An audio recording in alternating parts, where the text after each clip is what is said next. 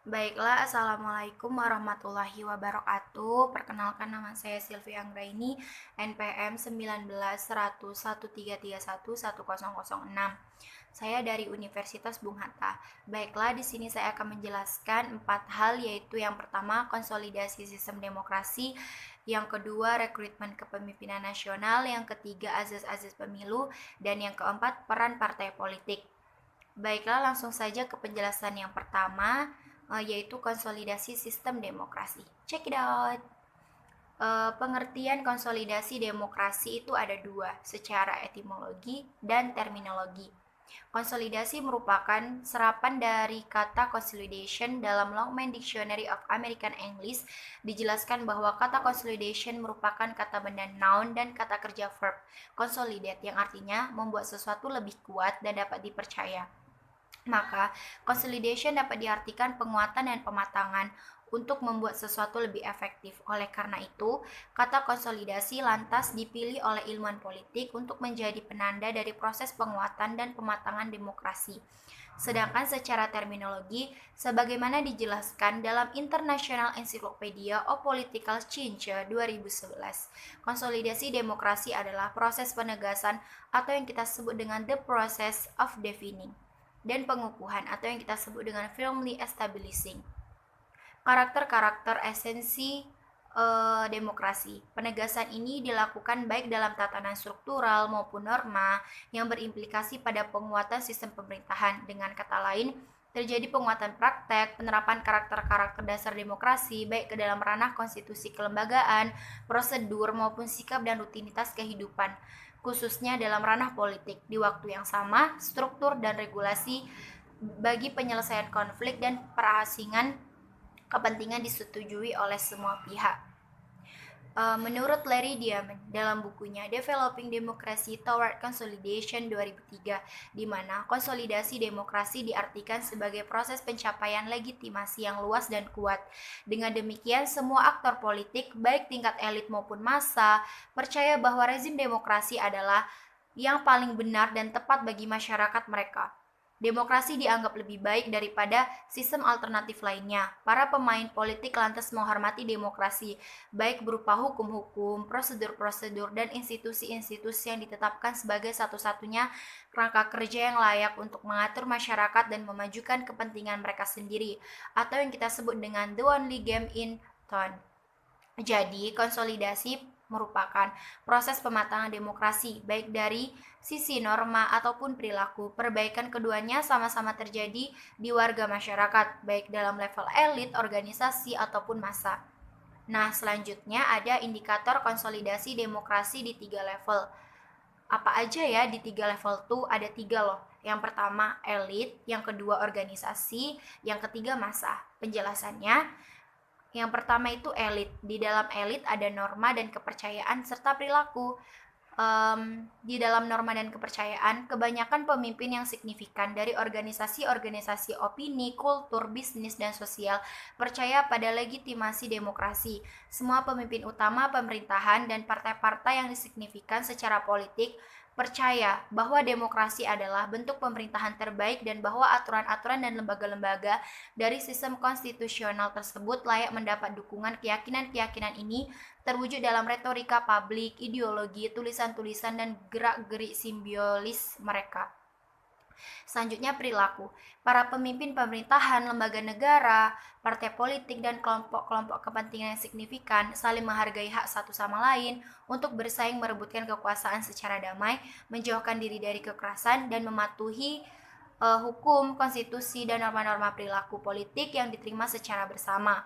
Para elit menghindari retiroka yang dapat menghasut para pengikut mereka pada kekerasan, intoleransi, atau metode-metode ilegal. Para pemimpin politik tidak berusaha menggunakan militer demi keuntungan politik. Yang kedua, organisasi.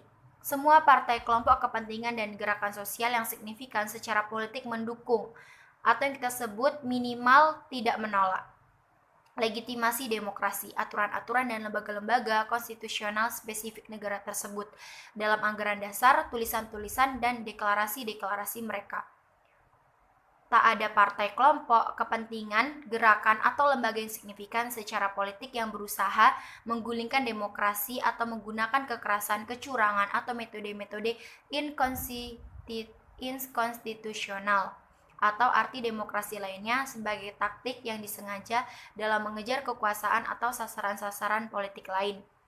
Yang selanjutnya ketiga, massa. Lebih dari 70% publik secara konsisten percaya bahwa demokrasi lebih baik daripada segala bentuk pemerintahan lainnya, dan bahwa demokrasi yang ada di negara tersebut adalah bentuk pemerintahan yang paling cocok bagi negeri tersebut. Tidak lebih dari 15% publik secara aktif lebih memilih bentuk pemerintahan otoriter.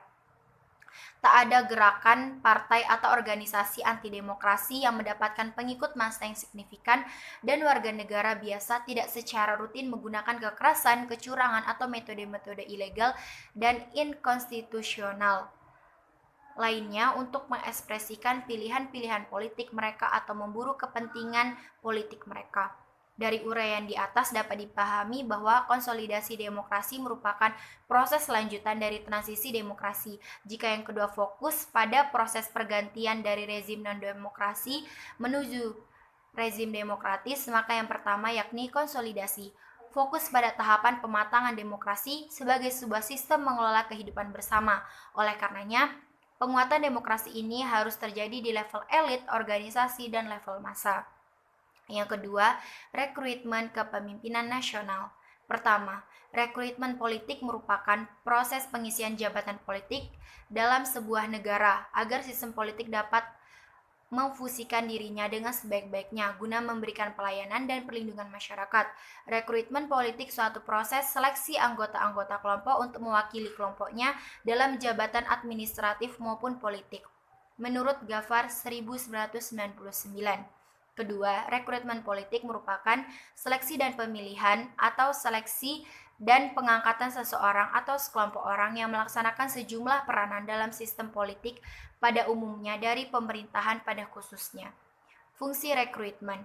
Fungsi rekrutmen merupakan kelanjutan dari fungsi mencari dan mempertahankan kekuasaan. Selain itu, fungsi rekrutmen politik sangat penting bagi kelangsungan sistem politik, sebab tanpa elit yang mampu melaksanakan peranannya, kelangsungan hidup sistem politik akan terancam. Menurut Surbakti 2010.150, dalam pengertian lain, rekrutmen politik merupakan fungsi penyeleksian rakyat untuk kegiatan politik dan jabatan pemerintahan melalui penampilan dalam media komunikasi, menjadi anggota organisasi, mencalonkan diri untuk jabatan tertentu, dan sebagainya. Menurut Prujung Cheng 2010, pelaksanaan perekrutan politik. Perekrutan politik di Indonesia untuk menduduki jabatan legislatif dan eksekutif yang akan dilaksanakan melalui pemilu tahun 2019. Menurut Undang-Undang Nomor 7 Tahun 2017 tentang tahapan, program, dan jadwal penyelenggaraan pemilihan umum pada tahun 2019. Dalam proses rekrutmen, calon peserta yang diusulkan oleh partai politik diverifikasi oleh KPU atau yang kita sebut dengan Komisi Pemilihan Umum, yang ditetapkan sebagai calon DPR, DPD, DPR Provinsi, dan DPRD Kabupaten atau Kota.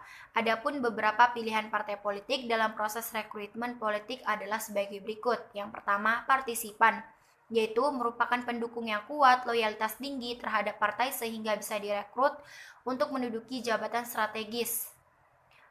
Yang selanjutnya itu ada compartmentalization, merupakan proses rekrutmen yang didasarkan pada latar belakang pendidikan dan pengalaman organisasi atau kegiatan sosial politik seseorang. Misalnya aktivis, LSM, lembaga swadaya masyarakat, immediate survival, yaitu proses rekrutmen yang dilakukan oleh otoritas pemimpin partai tanpa memperhatikan kemampuan orang-orang yang akan direkrut. Terus selanjutnya ada civil service reform, yaitu merupakan proses rekrutmen berdasarkan kemampuan dan loyalitas seorang calon sehingga bisa mendapatkan kedudukan lebih penting atau lebih tinggi. Yang ketiga, azas-azas pemilu. Sebelum kita membahas azasnya, kita harus mengetahui pengertiannya terlebih dahulu ya. Pemilu adalah sarana pelaksanaan kedaulatan rakyat yang dilaksanakan secara langsung, umum, bebas, rahasia, jujur, dan adil dalam negara kesatuan Republik Indonesia berdasarkan Pancasila dan Undang-Undang Dasar Negara Republik Indonesia 1945. Dengan kata lain, pemilu merupakan sarana bagi rakyat untuk menjalankan kedaulatan dan merupakan lembaga demokrasi.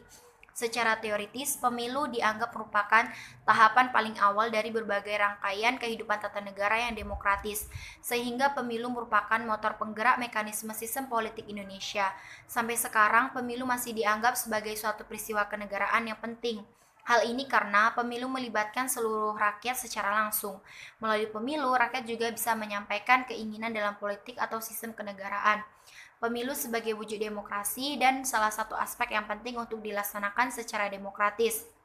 Semua demokrasi modern pelaksanaan pemilihan, namun tidak semua pemilihan adalah demokratis. Karena pemilihan secara demokratis bukan sekedar lambang, melainkan pemilihan yang harus kompetitif, berkala, inklusif atau luas dan definitif untuk menentukan pemerintahan. Terdapat dua alasan mengapa pemilu menjadi variabel penting suatu negara, yakni pemilu merupakan suatu mekanisme transfer kekuasaan politik secara damai, legitimasi kekuasaan seseorang atau partai politik tertentu tidak diperoleh dengan cara kekerasan, namun kemenangan terjadi karena suara mayoritas rakyat didapat melalui pemilu yang fair. Yang kedua, demokrasi memberikan ruang kebebasan bagi individu.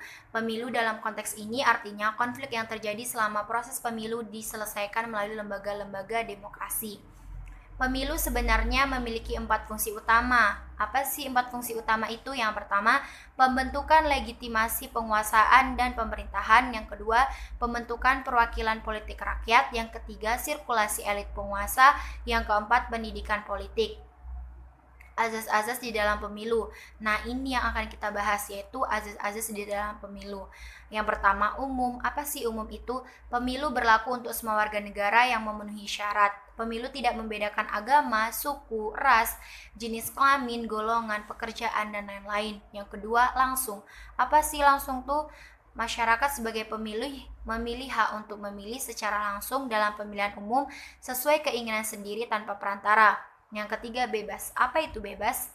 Seluruh warga negara yang memenuhi syarat sebagai pemilih pada pemilu bebas menentukan siapa saja yang akan dipilih untuk membawa aspirasinya tanpa tekanan. Yang keempat, jujur. Apa itu jujur? Semua pihak yang terkait dengan pemilu harus bertindak dan juga bersikap jujur sesuai peraturan yang berlaku.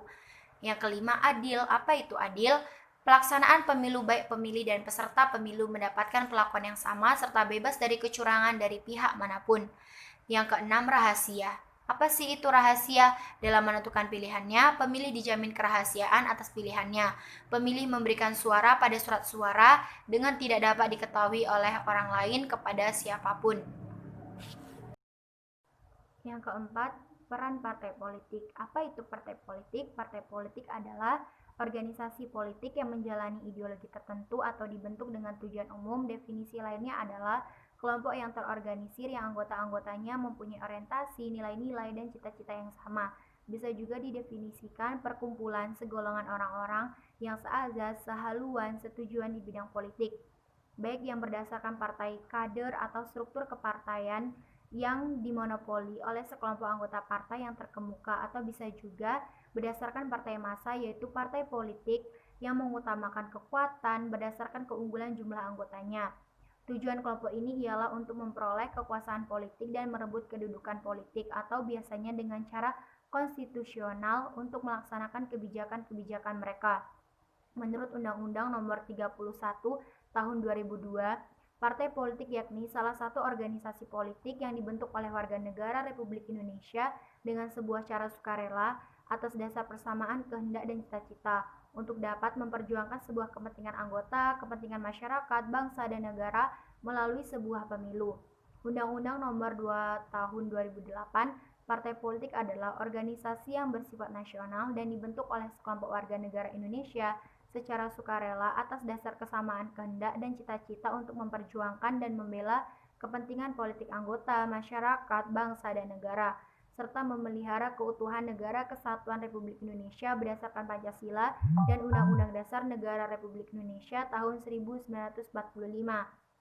Partai politik menurut beberapa para ahli, di sini saya mengambil dua, yaitu menurut Miriam Budiarjo, partai politik yaitu sebuah kelompok yang dapat terorganisir dan anggotanya memiliki orientasi, nilai-nilai, dan cita-cita yang sama dengan suatu tujuan, memperoleh kekuasaan politik, dan juga merebut kedudukan politik, biasanya dengan cara konstitusional guna melaksanakan berbagai kebijakan-kebijakan mereka. Menurut Karl J. Friedrich, partai politik yaitu salah satu kelompok manusia yang terorganisir secara stabil dengan tujuan merebut atau mempertahankan hak penguasaan pemerintah bagi pemimpin partainya dan berdasarkan penguasaan tersebut memberikan anggota partainya kemanfaatan yang bersifat ideal maupun material. Yang selanjutnya, peran partai politik. Peranan partai politik adalah sebagai sarana untuk menghimpun aspirasi, artikulasi, dan agregasi kepentingan yang dilakukan kepada masyarakat untuk mencapai tujuan yang diinginkan, yaitu untuk mempengaruhi pembuatan kebijakan publik. Selain memiliki fungsi, partai politik juga mempunyai tujuan, di mana tujuan partai politik adalah mewujudkan cita-cita bangsa, mengembangkan kehidupan demokrasi bagi seluruh masyarakat Indonesia. Dengan adanya partai politik ini, masyarakat Indonesia semakin mengenal pendidikan politik yang diberikan partai politik kepada masyarakat. Tujuan dari partai politik yaitu tujuan dari partai politik juga tidak semata-mata adalah kepentingan sekelompok orang saja, namun juga yang bisa memperbaiki keadaan bangsa agar lebih baik ke depannya. Partai politik juga bisa dikenal sebagai kendaraan politik untuk mendapatkan kekuasaan, tujuan, serta cita-cita dan juga gerakan-gerakan masif yang digalang partai politik akan menarik minat masyarakat untuk bergabung. Ciri dan fitur partai politik. Yang pertama, banyak kesepakatan antar anggota partai terkait permasalahan dan isu-isu fundamental negara. Yang kedua, partai-partai politik memiliki beberapa tingkat organisasi, disiplin, dan ketetapan. Selanjutnya, parpol berusaha mencapai tujuan dengan cara konstitusional. Selanjutnya, parpol memiliki tujuan menjaga dan mempromosikan kepentingan nasional. Selanjutnya, tujuan partai politik adalah menggalang kekuatan politik untuk mencapai tujuan mereka di dalam sistem politik. Pimpinan partai bertanggung jawab merumuskan keputusan kebijakan. Anggota umum partai tidak memiliki kesempatan untuk terlibat. Partai politik bersaing satu sama lain dengan pandangan yang berbeda untuk mempengaruhi kebijakan publik. Contoh peran partai politik di Indonesia. Yang pertama, partai politik merumuskan kebijakan publik. Partai politik yang memenangi pemilihan umum akan mendapat suara mayoritas pada perwakilannya di parlemen. Mereka segera membuat kebijakan publik yang sudah didengungkan sejak sebelum pemilu kepada masyarakat. Selanjutnya, kebijakan publik tersebut dibuat dengan tujuan memperbaiki kondisi umum suatu negara. Yang kedua, partai politik memberikan stabilitas politik. Contohnya, peran partai politik selanjutnya adalah memberikan stabilitas politik suatu negara. Peran mereka di legislatif akan terbagi menjadi dua, yakni partai mayoritas yang membentuk pemerintah, sedangkan partai minoritas atau kecil akan berada dalam pihak oposisi. Partai mayoritas harus bertanggung jawab, sedangkan oposisi terus mengawasi pemerintah yang berkuasa. Yang ketiga, mengikuti pemilu. Sudah barang tentu jika partai politik dibuat untuk mengikuti pemilu di Indonesia. Biasanya pemimpin partai politik di Indonesia menunjuk sendiri kandidat yang akan maju sebagai kandidat calon presiden dan calon wakil presiden. Para pemilih yang terdiri dari warga masyarakat dapat memilih parpol dan sosok yang cocok dengan tujuan dan cita-cita bernegara masing-masing. Yang keempat, ikut menjalankan pemerintahan. Partai mayoritas memiliki pors lebih besar karena dituntut menjalankan pemerintahan sesuai dengan cara mereka sendiri. Sementara partai minoritas bukan hanya mengkritik partai mayoritas, namun juga ikut berperan menawarkan solusi alternatif dalam mengatasi permasalahan negara. Yang kelima, berperan sebagai oposisi. Partai minoritas atau yang kalah dalam pemilu akan berperan sebagai oposisi dari pemerintah yang berkuasa. Partai oposisi akan mengkritik kebijakan pemerintah dan menyediakan solusi yang bisa ditempuh. Pihak oposisi yang sehat menjadi penting karena justru akan bersinergi bersama pemegang kekuasaan untuk menyelesaikan masalah. Yang keenam, membentuk opini publik. Peran partai politik biasanya memiliki kepanjangan tangan di berbagai infrastruktur politik lainnya, seperti pada kelompok-kelompok penekan dan kelompok-kelompok sosial tertentu. Pihak-pihak ini bisa dimanfaatkan partai politik untuk membentuk opini publik. Yang ketujuh, membuat mungkin sistem parlementer. Sistem parlementer adalah sistem yang terdiri dari wakil rakyat. Partai politik bertugas mengatur wakil-wakil rakyat ini sejak dini. Pemilih akan memilih wakil rakyat yang bisa bersuara dan mengubah keadaan sesuai dengan tujuannya masing-masing. Maka tugas partai politik adalah membuat memilih percaya sistem parlementer akan mungkin untuk menjadikan negara lebih baik. Yang ke-8, membantu perekrutan pemimpin. Perekrutan anggota partai politik sebaiknya memiliki ketentuan berintegritas, berpendidikan, dan cerdas. Karena hal ini merupakan perekrutan calon pemimpin sejak dini. Pemimpin seperti presiden direkrut sejak awal oleh partai politik. Calon pemimpin ini di dalam politik dengan tugas menyebarkan ideologi partainya, mendiskusikan isu-isu terkini, dan memobilisasi dukungan agar terpilih. 9. Merancang undang-undang. Partai berkuasa atau mayoritas yang terpilih menjalankan pemerintahan. Salah satu tugasnya adalah dalam membuat atau merancang undang-undang. Atau jika partai politik sudah memiliki ideologi dan tujuan tertentu, mereka bisa menuangkan tujuan tersebut dalam rancangan undang-undang yang akan diajukan. Yang ke-10, akses ke pemerintahan. Ada stigma yang terbangun di masyarakat bahwa mendekati pejabat pemerintah adalah hal yang susah.